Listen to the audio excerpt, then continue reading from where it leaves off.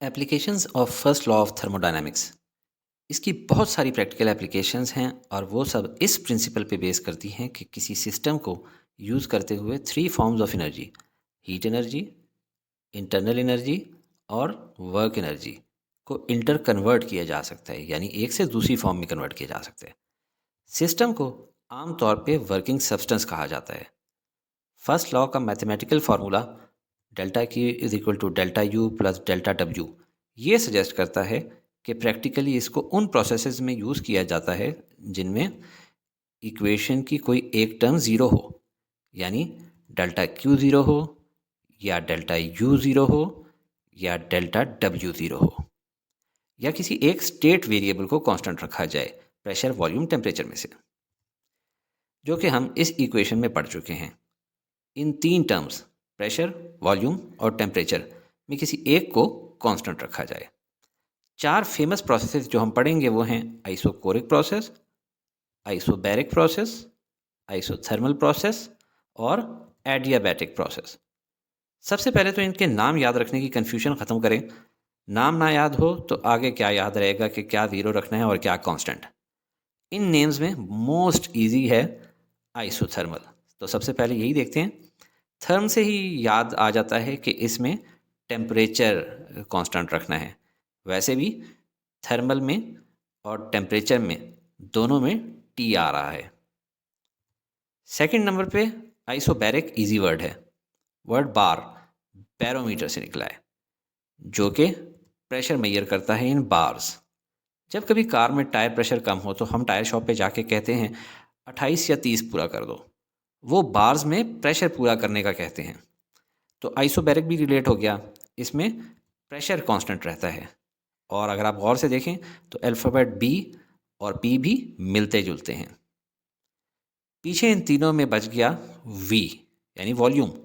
तो isochoric process में volume constant रहता है, जिसके लिए इसमें फिक्स पिस्टन यूज़ होता है ताकि हीट होने पे इसका वॉल्यूम ना बढ़ने पाए। फाइनली एडियाबैटिक प्रोसेस, इसमें ए और बी मैंने बाकी कलर्स से डिफरेंट रखा है कि याद रख सकें कि ना अंदर आ सकती है ना बाहर जा सकती है। क्या चीज़? हीट। इसकी डायग्राम देख लें। एग्जाम्पल है एक कंप्लीटली इंसुलेटेड सिलेंडर, जिसमें ना हीट अंदर आ सकती है ना ही बाहर जा सकती है। इंसुलेटेड मतलब अंदर बाहर से रोकने वाली, यानी हीट में कोई चेंज नहीं आएगी। So delta Q is equal to zero होगा। नेक्स्ट हम बारी बारी इन चारों प्रोसेसेस को स्टडी करेंगे। आइसोकोरिक प्रोसेस, इस प्रोसेस में वॉल्यूम कांस्टेंट रहता है। हम कंसिडर करते हैं किसी गैस को जो किसी ऐसे सिलेंडर में है जिसकी बेस कंडक्टिंग है और वॉल्स नॉन कंडक्टिंग है, यानी बेस से तो हीट अंदर बाहर आ जा सकती है मगर वॉल्स से नहीं, और इसका पिस्टन फिक्स्ड है। अगर हीट डेल्टा क्यू इसको दी जाए तो गैस कांस्टेंट वॉल्यूम पे हीट होती है और उसका प्रेशर इंक्रीज कर जाता है फ्रॉम P1 टू P2 और टेम्परेचर इंक्रीज कर जाता है फ्रॉम T1 टू T2।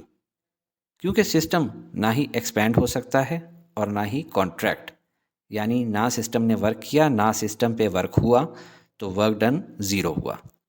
अब फर्स्ट लॉ ऑफ थर्मोडायनामिक्स की इक्वेशन को यूज़ करते हैं। क्योंकि वर्क डन ज़ीरो है तो बाकी इक्वेशन बच गई delta Q is equal to delta U. इसका मतलब है जितनी भी हीट सप्लाई की गई गैस को वो सारी की सारी कन्वर्ट हो गई internal energy of the gas में। इसी तरह अगर हीट को सिस्टम से निकाला जाए तो अकॉर्डिंगली उतनी ही इंटरनल एनर्जी डिक्रीज हो जाएगी। अब इसका प्रेशर वॉल्यूम का ग्राफ यानी पीवी ग्राफ बनाते हैं, जिसे आइसोकोर कहते हैं। ये अगर इनिशियल स्टेट है सिस्टम की तो इसके प्रेशर, वॉल्यूम और टेम्परेचर को हम देखते हैं कि नेक्स्ट P1, V1 और T1 लिखा गया है। सिस्टम में हीट ऐड या रिमूव करने पे वॉल्यूम इंक्रीज डिक्रीज नहीं करेगा, क्योंकि वॉल्यूम इस केस में कांस्टेंट है, आइसोकोरिक प्रोसेस है।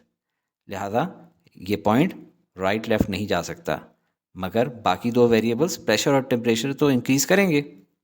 ये चूंकि सिर्फ पीवी ग्राफ है, लिहाजा पी को इंक्रीज करता हूँ, प्रेशर को, और ये सिस्टम की फाइनल स्टेट होगी और इसको लेबल करेंगे P2, V1 और T2।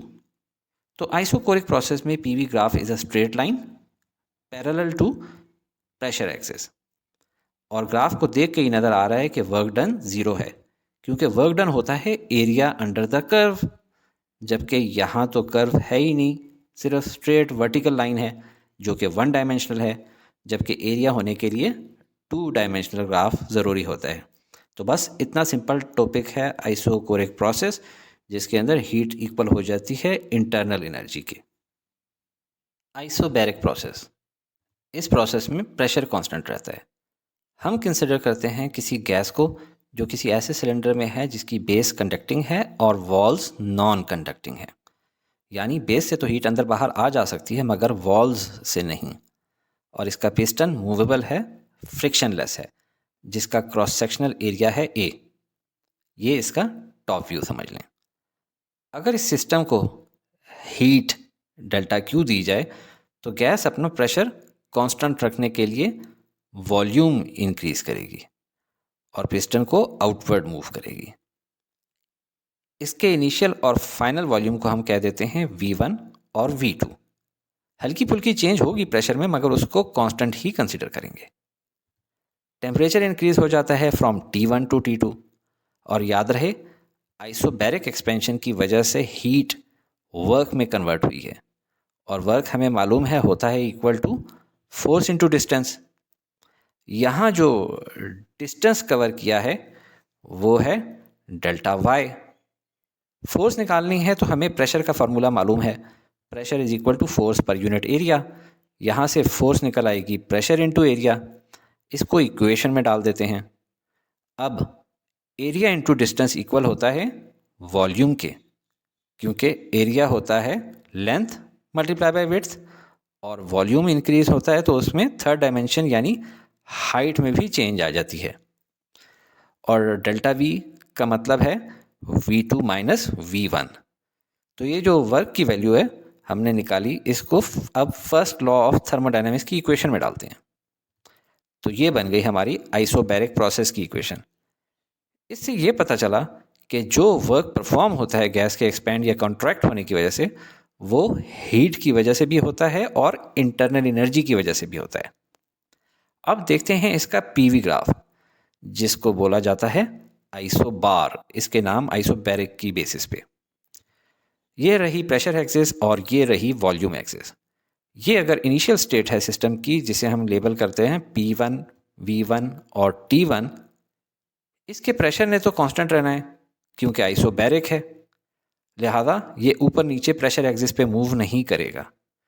बाकी दो वॉल्यूम्स वेरिएबल्स वॉल्यूम और टेम्परेचर ये चेंज होंगे, इंक्रीज होंगे, मगर ये चूंकि सिर्फ पीवी ग्राफ है लिहाजा वी वॉल्यूम को इंक्रीज करता हूँ और ये सिस्टम की फाइनल स्टेट होगी और इसको लेबल करेंगे P1, V2, T2। P1 same ही रहा है क्योंकि प्रेशर कांस्टेंट आइसोबैरिक है। तो आइसोबैरिक प्रोसेस में PV graph is a straight line parallel to volume axis. और ग्राफ देख के नजर आ रहा है कि वर्क डन हुआ है, क्योंकि वर्क डन होता है एरिया अंडर द कर्व। तो ये थी सिंपल एक्सप्लेनेशन आइसोबैरिक प्रोसेस की। आइसोथर्मल प्रोसेस, इस प्रोसेस में टेम्परेचर कांस्टेंट रहता है। हम कंसिडर करते हैं किसी गैस को जो किसी ऐसे सिलेंडर में है जिसकी बेस कंडक्टिंग है और वॉल्स नॉन कंडक्टिंग हैं। यानी बेस से तो हीट अंदर बाहर आ जा सकती है मगर वॉल्स से नहीं। और इसका पिस्टन मूवेबल है, फ्रिक्शनलेस है। सिलेंडर की बेस को एक ह्यूज हीट रिजर्वायर पर रखा जाता है जिसका टेम्परेचर है T1। रिजर्वायर एक बहुत बड़ी बॉडी होती है जिसकी बहुत ज़्यादा हीट कैपेसिटी होती है और वो गैस के टेम्परेचर को मेंटेन रखती है T1 पे। अब गैस को अलाउ करें कि वो स्लोली एक्सपैंड करे, और ये हम कैसे कर सकते हैं? पिस्टन पे से वेट्स को स्लोली रिमूव करके।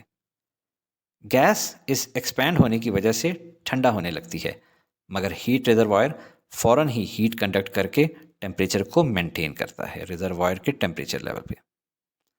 सिस्टम का वॉल्यूम इंक्रीज हुआ है फ्रॉम V1 टू V2, और वॉल्यूम इंक्रीज हो तो प्रेशर डिक्रीज होता है फ्रॉम P1 टू P2। इसके पीवी ग्राफ को आइसोथर्म कहेंगे। ये रही इसकी प्रेशर एक्सिस और ये रही इसकी वॉल्यूम एक्सिस। ये सिस्टम की इनिशियल स्टेट है, हम लेबल कर लेते हैं P1, V1 और T1।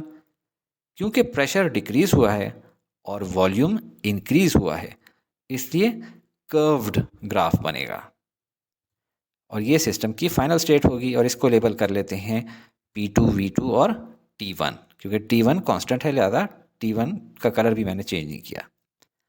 आइसोथर्मल एक्सपेंशन में गैस ने कुछ वर्क किया है सिलेंडर के पिस्टन को अपवर्ड पुश करने में, और यही आप ग्राफ को देखकर फौरन बता सकते हैं क्योंकि एरिया अंडर द कर्व मौजूद है जो कि ये कंफर्म कर रहा है कि वर्क हुआ है। अब चलते हैं फर्स्ट लॉ ऑफ थर्मोडायनेमिक्स की इक्वेशन की तरफ। क्योंकि टेम्परेचर कांस्टेंट रहा है, मतलब इंटरनल एनर्जी में भी कोई चेंज नहीं हुई, लिहाजा डेल्टा यू ज़ीरो होगा। पीछे इक्वेशन बच जाएगी delta Q is equal to delta W, जिसका मतलब है कि अगर गैस एक्सपैंड हो और वर्क करे तो equal amount of heat supply करनी होगी, और अगर गैस कॉन्ट्रैक्ट हो यानी उस पर वर्क किया जाए तो इक्वल अमाउंट ऑफ हीट को लीव करना होगा। ये थी सिंपल एक्सप्लेनेशन आइसोथर्मल प्रोसेस की।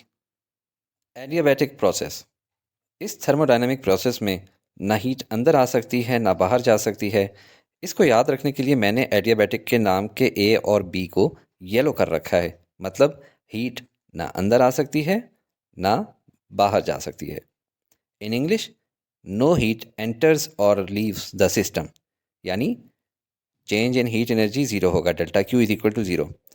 एक मुकम्मल एडियाबैटिक प्रोसेस आइडियल सिनेरियो है जो कि मुमकिन नहीं होता, मगर फ्लो ऑफ हीट को रोका जा सकता है, प्रिवेंट किया जा सकता है दो तरीक़ों से।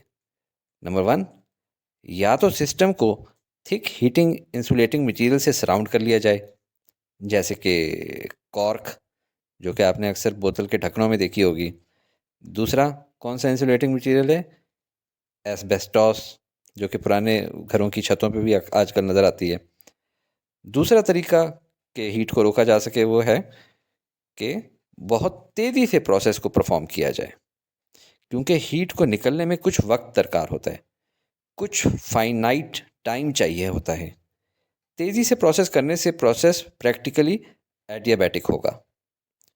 हम कंसिडर करते हैं किसी गैस को जो किसी ऐसे सिलेंडर में है जो कि कंप्लीटली इंसुलेटेड हो और इसका पिस्टन मूवेबल है, फ्रिक्शनलेस है। चूंकि एक्सपेंशन और कंप्रेशन दोनों में ही ना हीट एंटर हो सकती है ना बाहर जा सकती है, इसलिए change in heat delta Q zero होता है। लेकिन अगर सडन एक्सपेंशन कराई जाए पिस्टन का प्रेशर रिड्यूस करके, तो गैस कूल होगी, यानी गैस का टेम्परेचर डिक्रीज़ होगा, लिहाजा internal energy of gas decrease करेगी। इसी तरह अगर गैस को सडनली कंप्रेस किया जाए पिस्टन के ऊपर प्रेशर इंक्रीज़ करके, तो गैस हीट अप होगी, टेम्परेचर इंक्रीज़ करेगा, यानी इंटरनल एनर्जी इंक्रीज़ करेगी। अब फर्स्ट लॉ ऑफ थर्मोडायनेमिक्स की इक्वेशन को देखें। डेल्टा क्यू की वैल्यू ज़ीरो है तो इक्वेशन में पुट करते हैं। यहाँ से डेल्टा यू की वैल्यू आ जाती है equal to minus delta W, यानी नेगेटिव वर्क डन। इसको यूँ भी लिख सकते हैं, और इसको देख के ये पता चलता है कि जब सिस्टम वर्क करेगा तो वो at the cost of internal energy of the system करेगा, यानी सिस्टम के अंदर की एनर्जी को यूटिलाइज करेगा टू डू वर्क। इसीलिए नेगेटिव साइन भी साथ आया है, और इसके पीवी ग्राफ को एडियाबैट कहते हैं। ये भी कर्व्ड है, आइसोथर्मल से मिलता जुलता है मगर थोड़ा ज़्यादा स्टीप है। Work done by thermodynamic processes. सब थर्मोडायनामिक प्रोसेसेस के वर्क डन को ग्राफिकली देखते हैं। सबसे पहले आइसोकोरिक प्रोसेस, इसमें सिस्टम का वॉल्यूम चेंज नहीं होता, सिर्फ प्रेशर चेंज होता है, लिहाजा वर्टिकल लाइन बनती है। वर्टिकल लाइन के नीचे कोई एरिया नहीं है क्योंकि ये वन डायमेंशनल है, टू डायमेंशनल नहीं है, लिहाजा वर्क डन ज़ीरो है। नेक्स्ट प्रोसेस है एडियाबैटिक प्रोसेस। इसकी काफ़ी स्टीप लाइन होती है, इसका एरिया अंडर द कर्व इसका वर्क है। फिर आता है आइसोथर्मल प्रोसेस। इसकी थोड़ी ज़्यादा कर्व्ड लाइन है, यानी more area under the curve more work. और फाइनली आता है आइसोबैरिक प्रोसेस। इसकी बिल्कुल हॉरिजॉन्टल स्ट्रेट लाइन है, यानी काफ़ी ज़्यादा एरिया अंडर द कर्व आएगा। मैक्सिमम वर्क आइसोबैरिक प्रोसेस से ही हम अचीव कर सकते हैं।